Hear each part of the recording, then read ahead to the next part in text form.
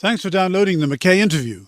My guest is Lieutenant General retired Ben Hodges, former commander of the U.S. Army in Europe. We talk about the prosecution of the war in Ukraine, its present situation and future direction. I ask him about men and women and the machines of military conflict. General Hodges explains some of the different kinds of weapon systems being supplied by the USA, the UK, and other allies of Ukraine. And we also talk about the morale of Russian conscripts compared with their Ukrainian opposites, the Ukrainian winter and its effect on soldiers, and the Russian threat of tactical nuclear weapons. I hope you enjoy the podcast.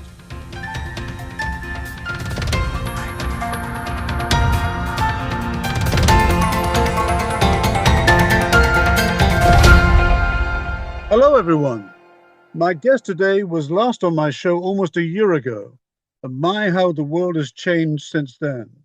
On that occasion, we talked about the US Army quitting Afghanistan, the consequences and implications, but also the significance of 100,000 Russian troops amassing on their border with Ukraine.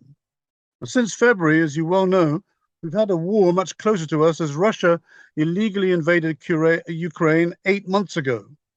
Casualties mount, both military and civilian, and the two sides seem to be locked increasingly in a deadly war of rhetoric and bombardment from artillery and drones, not forgetting the strangling effect as the northern winter approaches that the conflict is having on the supply of oil, gas, and grains in Europe and what's called nowadays the global south. It's an extremely difficult and delicate situation with many ramifications, not only militarily, but also politically, economically, and socially, and one about which my guest has particular insights. Lieutenant General Ben Hodges, formerly he was the commander of the United States Army in Europe, based in Wiesbaden in Germany, retiring in 2017. He's a career Army man, having graduated from West Point in 1980 and served in Iraq, Afghanistan, Pakistan, Korea, and Turkey, where he was NATO Allied Land Commander. He's speaking to me today via Zoom from Germany. Welcome back, General Hodges. Ben, it's good to have you with us again on the McKay interview and to see you on the, in fact, the screen is turned off, Ben, but it's good to have you back with us. Michael, thank you very much for the privilege. Ben, I know you're pressed for time. You told me you're rushing off on a flight tomorrow. My first question is about men and machines. What's your assessment of the current situation regarding the balance of fighting men and women and material between Russia and Ukraine at the current rate of usage? Is Ukraine able to sustain its attack capability in order to achieve victory? And if not, what more material does it need? And what is your estimate of the state of Russia's conventional weapons inventory? Michael, we know from history that war is a test of will and it's a test of logistics. Ukrainians, the soldiers as well as the population, clearly have superior will to Russia. We see that every day manifested in so many different ways. The Ukrainians do not have a manpower problem. They have over 700,000 people in uniform right now. Not all are fully trained, but they do not have a manpower shortage. They have a training shortage, and they're working on that. Meanwhile, the Russians have had to, they're dealing with all sorts of manpower problems. This partial mobilization has been a catastrophe, and they demonstrated the lack of will they have when 500,000 military-age male Russians left the country to Is it 500,000? Yeah, to Wow. avoid being mobilized. Yeah. So in terms of will, it's very clear the Russians, they're the invading force. The Ukrainians are defending their home. Yeah. In terms of logistics, the Ukrainian logistical system is not ideal, but it gets a little bit better every week as we, the West, continue to deliver capability and as the Ukrainians improve and strengthen their distribution system. Whereas on the Russian side, their logistics system is exhausted. It's having to do things for which it was not designed, which is to sustain a long-term land operation outside of Russia. And the Ukrainians have skillfully gone after that logistics system, and this has been part of the reason for Russian collapse and failure over the past several weeks. In terms of what we still need to be providing, it's missile defense capability to protect the literally millions of Ukrainian civilians who are exposed to missile attacks and drones. That's murder by the Kremlin. But also they still need long-range precision weapons like HIMARS that enable them to strike specific targets inside Russian bases and Russian command and control nodes. That was my next question to you, Ben, because obviously I'm a novice in this area. I've never served in the military, but and many of our listeners will be too. Would you explain briefly what the different kinds of weapon systems being supplied by the United States, by the UK, and other allies of Ukraine actually do to advance Ukraine's battle aims? I mean, Stinger and Javelin are just two that spring to mind, but non-military people like me don't really understand what these different weapons do except to destroy. Okay, so in the beginning of the war, of course, we provided Javelin. The UK provided In-Law. These are man-portable anti-tank weapons that are effective out to 1, 2, or 3 kilometers, and then the Ukrainians employed them very skillfully to destroy Russian tanks that were not employed very skillfully. The Stinger is a shoulder-fired, again, man-portable air defense weapon. Like a bazooka, like a bazooka. No, it looks like that, but it's not a direct fire weapon like a bazooka. I see. It's something that you would use against a helicopter or a drone, or you could also use it against jets, although it's not ideal for trying to shoot down fast-moving aircraft like that. Yeah. So this was early days, and it really points to the evolution of the White House and others on what they were willing to provide, because there was all this, I think, over anxiousness about potential Russian escalation. I mean, there was a time 7 months ago where the White House was hesitant to give Stinger because they were concerned that if an American-made Stinger was used to shoot down a Russian helicopter, that somehow the Russians might escalate. And that just seems really silly now. We're so far beyond that. Yeah. The weapon that has been provided that has had the most dramatic effect in the last few months has been HIMARS. And what does that do? And what does that do? HIMARS, of course, is an acronym for High Mobility Rocket System, which is basically a truck with a rocket launcher on the back of it. Its range, it can fire 2 or 3 different kind of weapons, but the one that's being used now is a rocket that's good out to about 40 miles, and it has a GPS guidance system on it, so it's extremely accurate, and it has a warhead that is devastating against if it hits an ammunition storage site, or maybe it hits a headquarters, or it hits a cluster of Russian vehicles or artillery, these kinds of targets. Yeah. It is very good, and the Ukrainians have used this whenever they could find ammunition storage or headquarters. Those are the kind of targets that they were going after, because that's what has the greatest long-term effect. Okay. Thank you. That helps a lot to understand what these different words mean. Ben, we've heard the expression quite often, turning point, used by all manner of commentators in the West. Is that unrealistically optimistic? I mean, and is that an expression which you would use to describe the situation as we speak? You know, I've been pressed several times to ask, was this the turning point? Was this the turning point? Yeah. And I don't know that those are useful, because actually, I don't think you can identify a turning point until you've gone way past it. I see. When you look back and say, aha, that's when it happened.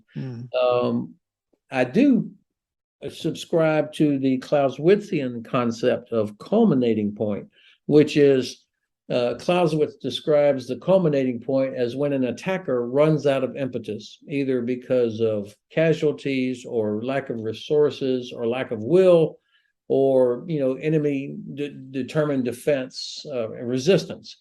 And it looked to me that the Russians were going to culminate in their attack back in August, and that's what happened. And it was because their logistics had run out, and the Ukrainians had put up such a stout defense.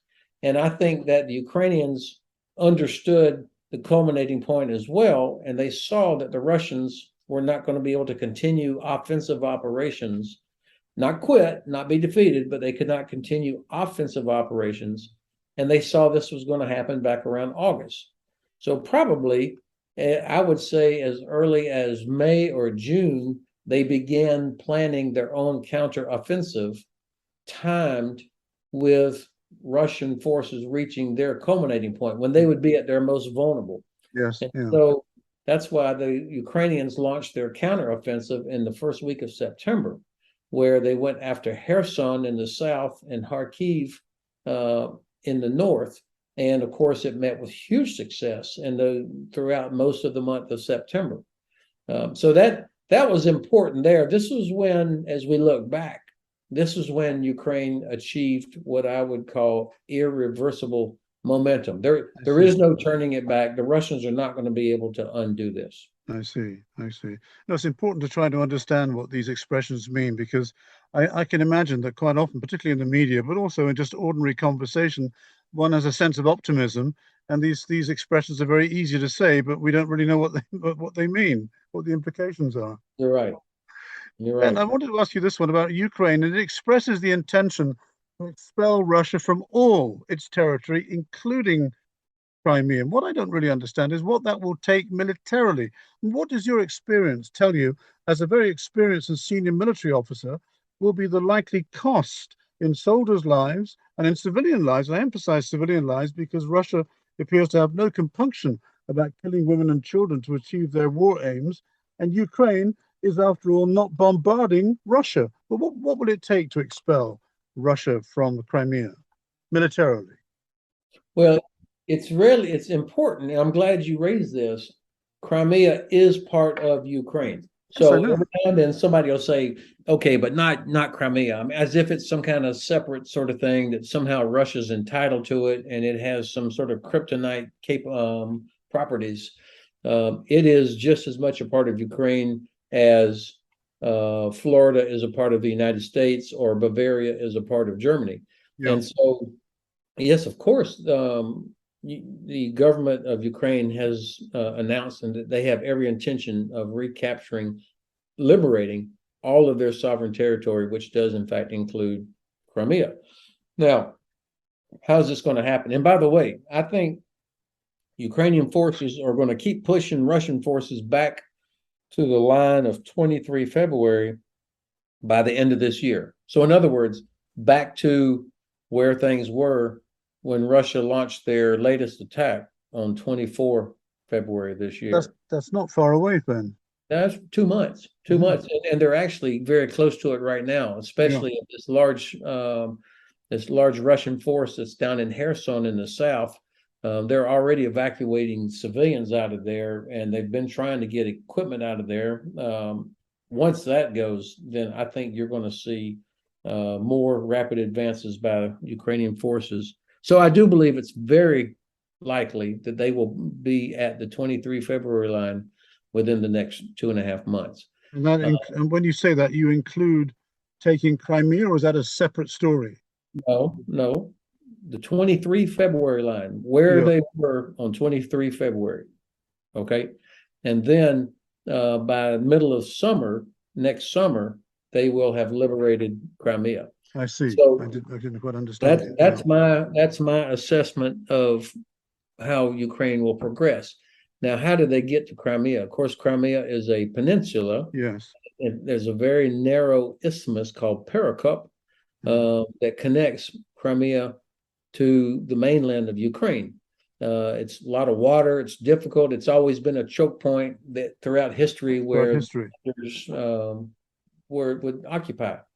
The other connection for Crimea, of course, is this long Kerch Bridge, which we hit a few weeks ago. The fact that it's been hit and disabled to some extent and won't be fully operable until sometime next year is a real problem for the Russians, because in order to supply all of their forces in southern Ukraine, they were using that bridge, or they come down on what's called the land bridge along the coast of the Sea of Azov through Mariupol, Berdansk, Melitopol, and into Crimea. And that is going to be increasingly treacherous because Ukrainian forces are getting closer. I see. And so if you can imagine Ukraine's counteroffensive having a left wing and a right wing. The right wing is now at Kherson, The left wing is the one that's coming down from the north, from Kharkiv down towards Crimea. And another way to look at this is all roads lead to Crimea. Mm-hmm. Pretty soon, after they push Russian forces all the way back to the 23 February line, they're going to have HIMARS, this long-range rocket system that's 40 kilometers, you said, or 40 miles? 40 miles. 40 miles, yeah. So we're talking about 80 kilometers. Yeah. Will soon be within range of the Russian air bases and Navy bases in Crimea. Yeah. And when they're able to start hitting those facilities in Crimea, then Crimea becomes untenable. The Russian Navy has already relocated their submarines from Sevastopol to a Russian base over in Novorossiysk, also on the Black Sea. The Black Sea Fleet has pretty much been a non-factor since their flagship was sunk back in April.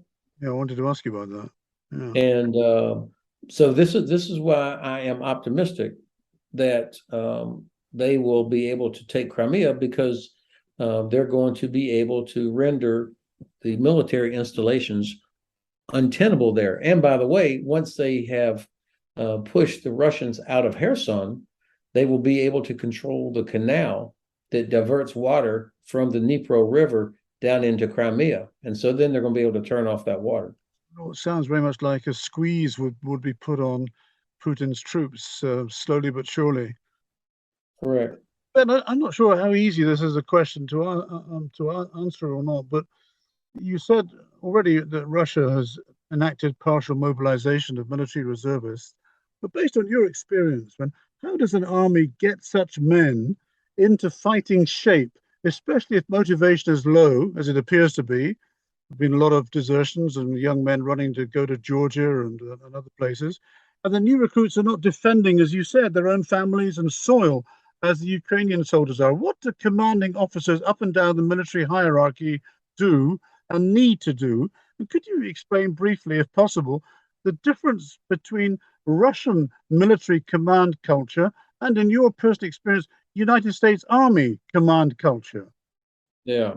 So keep in mind, for basic training for the U.S. Army, just to take a person off the street and turn them from a civilian into a soldier who knows how to put on his uniform correctly, how to fire a weapon, gets them in some reasonable sense of physical condition, can do the most basic soldier things, that's 10 weeks. They do that's basic training for 10 weeks, and then they go for another 8 to 10 weeks for specialized training to become an engineer or an infantry or military police or artillery or whatever the specialty is. So we're talking several months. And these poor, unlucky men who were mobilized, who were not lucky enough to get out of Russia, they're being sent in many cases with about 10 days of preparation, not properly equipped, and especially as the weather gets worse here over the next month or two, it's a catastrophe, and it's criminal to send soldiers into combat who are not trained or equipped. But the Kremlin, as you highlighted, does not care. They are trading bodies for time. This is all an attempt to slow down the Ukrainians and kind of drag this war out in hopes that we will all lose interest. Now, the command philosophy, which was your specific question, you've got two completely different styles. The Russian model, which was the Soviet model, is a very centralized, top-down. Here's your order, move from here to here. Don't stop, don't ask questions. We don't need you being creative, just move. And so it's based on mathematical calculations, actually. So it does not reward or encourage initiative or risk-taking or decision-making on the ground when the situation is different or calls for it.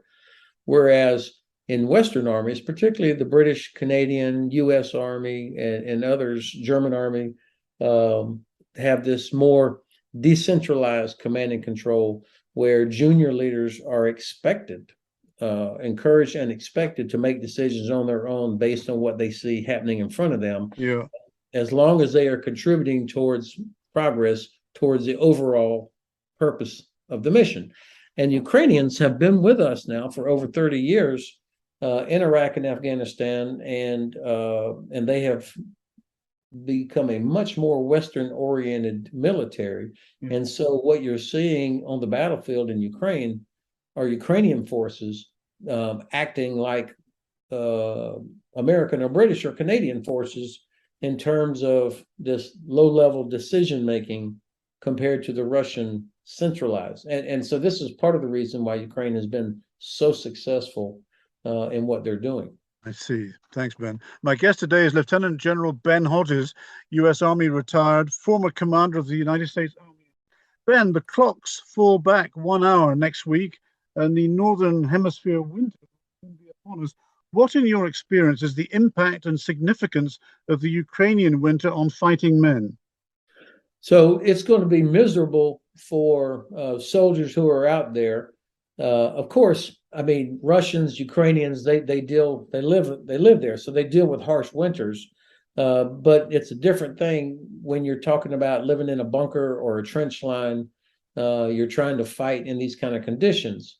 The soil in the southeastern part of Ukraine is particularly nasty when it gets wet, and so it will affect trafficability off-road for armored vehicles and wheeled vehicles. That will be a challenge for both sides.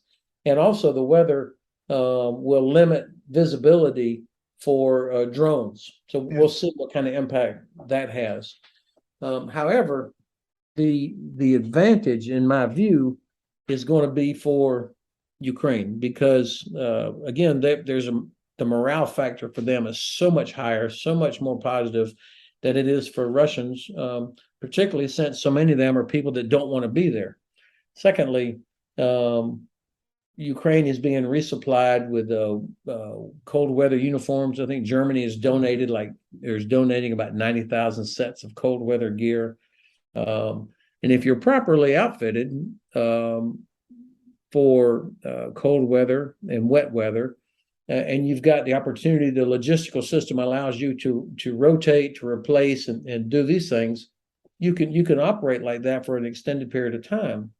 Russians are not going to be properly equipped. As I mentioned, their logistical system is already in tatters, and all of these new soldiers that are showing up don't even have basic regular stuff, let alone the top quality cold weather gear. And so I think and if you're not trained, you're not disciplined, and you don't have sergeants, and the Russian army does not have sergeants, not like what we talk about in Western militaries. So tell me what's the significance of a sergeant for a man who's not been in the army? Tell me about sergeants. Think about if you're in a factory, you have management, that's the officers, and then you have the shop foreman, the guy that's on the floor who's worked there for years, knows how to do everything, probably kind of a tough guy, experience, and he or she is showing everybody else how to do stuff. Well, that's what a sergeant is. A sergeant is somebody that's been in the Army for many years or several years, more than a brand new private, knows how to survive in bad weather, knows how to use all the equipment, understands what's required. And so in the absence of that, what you have are people who are inexperienced and they're in this terrible weather. It's unsanitary. They're not doing the things they should. And you become very, very susceptible to disease. So you can imagine COVID racing through the ranks of people that are huddling in trenches or bunkers or tents. And if they're not doing all the stuff they're supposed to do. So I'm painting a pretty grim picture here, but this is exactly what it's going to be like inside these Russian formations. I've got two more questions to squeeze in, Ben. They're quite different, but at the same time, I think you'll understand why I put them to you. I'm sure the listeners will be interested to hear what you have to say. But first one's about tactical nuclear weapons and a series of big hypothetical questions for you. If Putin ends up completely cornered, and if there is no effective move to topple him internally, and were he to be removed, if whoever replaces him is worse than he is, what would the use of tactical nuclear weapons by Putin look like? What measures would a country under attack take to defend itself? And I mean, as you know, after the dissolution of the Soviet Union, Ukraine held about 1/3 of the Soviet nuclear arsenal. I think it was the largest or the third largest in the world. And then they gave them up according to treaty. But you, as a former commanding general, your job must have been to think the unthinkable and prepare your men and women for it. What does your former training tell you now regarding tactical nuclear weapons and their possible uses? So Russia does have thousands of tactical nuclear weapons. These are not the ones that are in silos and missiles that would be launched against North America, for example. These are weapons that could be employed by artillery or on rockets or other devices that are much less yield, if you will, explosive yield than the strategic ones. And they were designed, the Soviet doctrine was to use these weapons against NATO if they needed to blow open a gap, if you will, like in the North German Plain or in the Fulda Gap. You would use these there. The Soviet troops were trained to move through these contaminated areas quickly and to exploit the gap that had been created, or to exploit the advantage of a large NATO formation that would have been destroyed. Those conditions don't exist. The Russians have no force. There is no exploitation force to go through a gap that might be created. And also, given the nature of the environment and the current situation, the Ukrainians are not in some large mass somewhere where they would present an easy target. So in other words, there is no battlefield advantage for Russia to use a tactical nuclear weapon. And the tactical nuclear weapons, unlike the missiles that are in silos, we would be able to see as they were pulling these things out of storage and preparing to use them and moving them around. And there would be a lot of people in the Ukrainian general staff and chain of command involved. I don't believe that they will do this.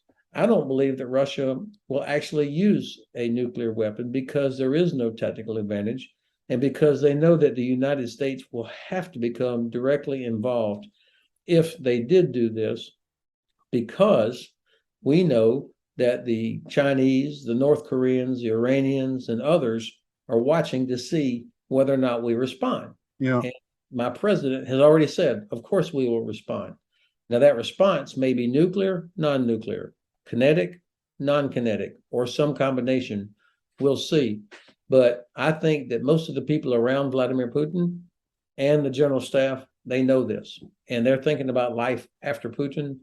And they see that there are zero upsides for them to use a nuclear weapon. It will not change the battlefield other than killing a lot of innocent people. And it will not help keep Putin in power. This is why I think it's very unlikely that he would use it. Those nuclear weapons are actually more effective when they don't use them, because it causes all of us to worry that he might use them. Yeah. You painted a very compelling story of Ukraine's great strengths, despite the disparity, if you like, in size. But I have to ask you this final question. Isn't it the case that as the conflict intensifies, and even if the Ukrainians, as you explained so lucidly, appear to be making advances, that Russia retains the capacity over time to damage Ukraine more than Ukraine can damage Russia? I just look on the television screen and see this mass carnage that they are extracting on so many of the towns and cities.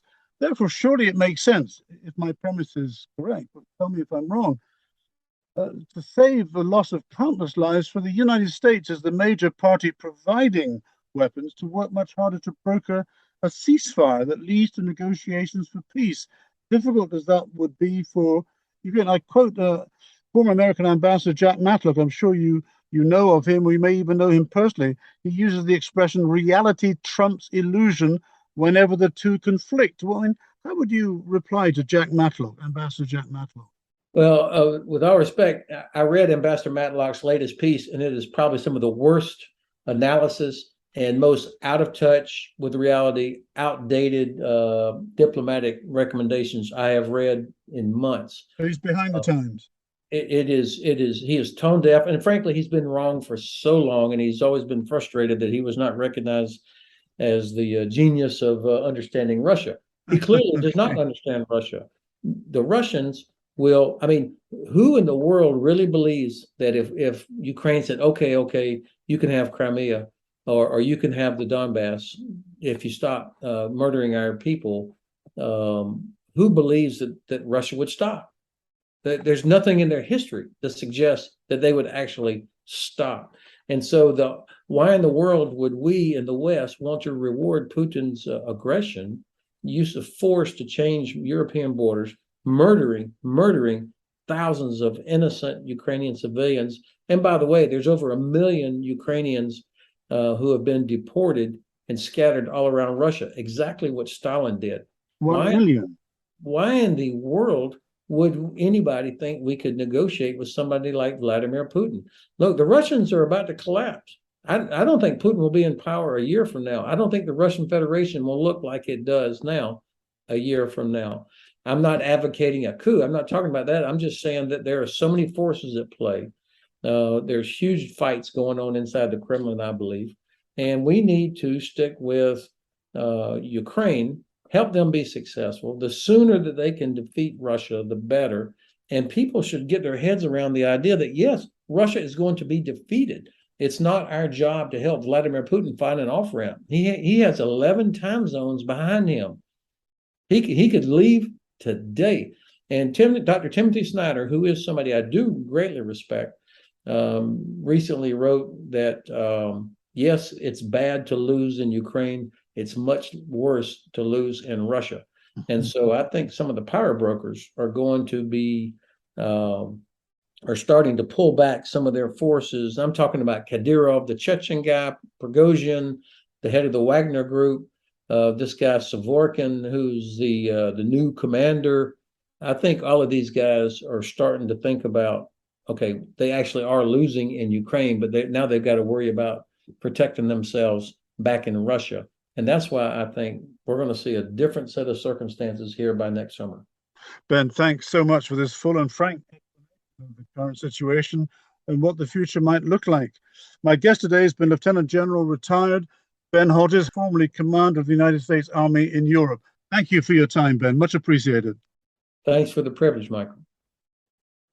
Thank you for listening. Please share the show with those around you. And if you have any questions or feedback, write to me at contact@mackays.ch. I promise that I will reply to you.